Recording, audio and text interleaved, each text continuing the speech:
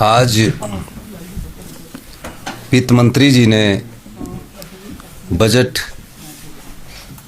रविवार वाले दिन रखा और रविवार वाले दिन जब बजट रखा जा रहा था तो मैं इस पूरे बजट को बड़ी गंभीरता से सुन रहा था और निश्चित तौर पर आज ही 16 फाइनेंस कमीशन की रिपोर्ट भी रखी गई। हिमाचल के इतिहास में ये आज एक काला दिन है। ये बात मैं इसलिए कह रहा हूँ कि प्रदेश जब बने था, छोटे राज्य और पहाड़ी राज्यों को रेवेन्यू की दृष्टि से नहीं आंका गया था और रेवेन्यू की दृष्टि से नहीं आंकने के बावजूद 1952 से लेकर हमें ग्रांट मिलती रही, आरडीजी के रूप में ग्रांट मिलती रही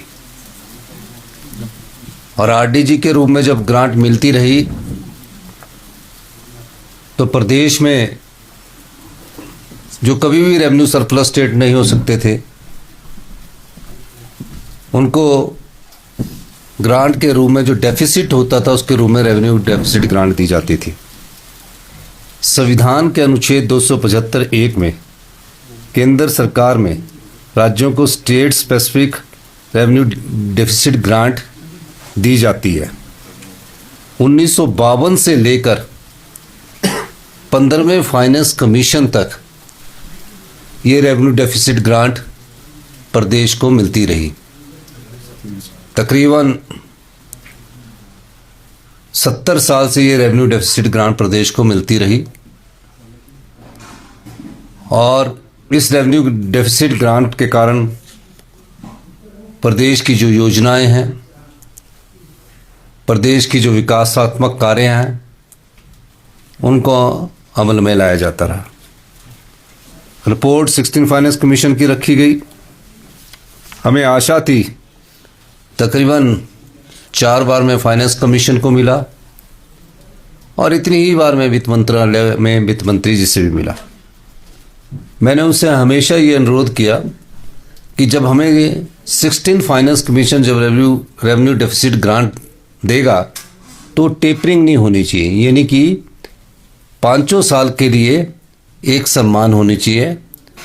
और आप जानते हैं कि जो 15th फाइनेंस कमीशन ने रेवेन्यू डेफिसिट ग्रांट दी उसमें टेपरिंग हुई। टेपरिंग का कहने का मकसद मेरा ये है कि पहले वर्ष जैसे 11,000 करोड़ मिल गया, दूसरे वर्ष 10,000 करोड़ मिल गया, तीसरे वर्ष और 10,000 करोड़ मिल गया, चौथे वर्ष 8,000 करोड़ मिल गया और 5वें वर्ष आज इस वर्ष जो 25-26 का वित्तीय वर्ष चल रहा उसमें 3200 करोड़ रुपये मिल गया। यानी कि 11,000 करोड़ से हम 3200 करोड़ में revenue deficit grant 15th finance commission की आज पा रहे हैं। एकदम बजट में एक 3200 करोड़ रुपये मिलना प्रदेश की आर्थिक जो स्थिति है उसको पटरी में लाने में मुश्किल आती है।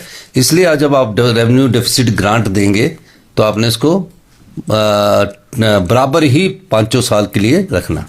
15 फाइनेंस कमीशन जब था और जब तक 15 फाइनेंस कमीशन की रिपोर्ट नहीं आई थी, प्रदेश में 15 फाइनेंस कमीशन ने जो आरडीजी दी थी इंटरिम रिपोर्ट के रूप में, जो कि 2020-21 में इंटरिम रिपोर्ट सबमिट की गई। जयराम ठाकुर जी की सरकार थी, भारतीय जनता पार्टी की सरकार थी।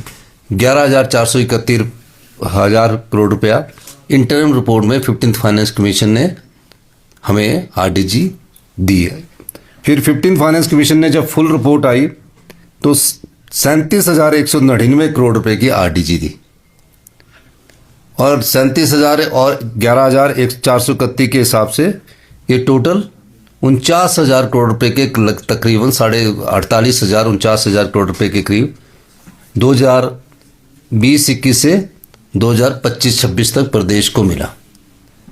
और प्रदेश में इस वर्ष जो आरडीजी आ रही है वो 3200 करोड़ रुपए आ रही है।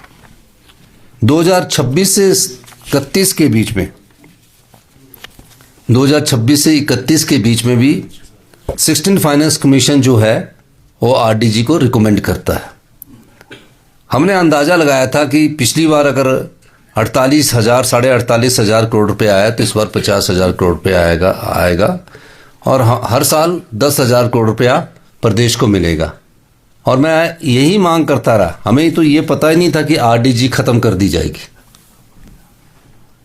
हमें ये जानकारी नहीं थी। मैं सिर्फ किस लिए मिलता रहा ये भी मैं बताना चाहता हूँ। मैं ये बोलना के लिए मिलता रहा कि आरडीजी में इतना ज़्यादा बदलाव नहीं आना चाहिए। जब अब 16 फाइनेंस कमीशन आरडीजी को रिकमेंड करेगा तो एक समान आरडीजी प्रत्येक वित्तीय वर्ष में मिले।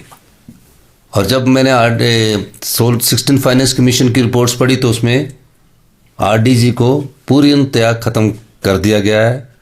ये प्रदेश के लोगों के खिलाफ कुठाराघात है, प्रदेश के लोगों के दिलों पर चोट पहुंची है। भारतीय जनता पार्टी के जो संसद सदस्य हैं वो ये सोचते हैं कि जो सत्ता में बैठे लोग हैं, जो सत्ता में बैठी सरकार है, उसी का सिर्फ दायित्व बनता है। ये गलत बात है। प्रदेश के हितों के लिए सभी लोगों का दायित्व बनता है और हम सब लोगों को मिलकर प्रदेश के हितों की रक्षा करनी चाहिए।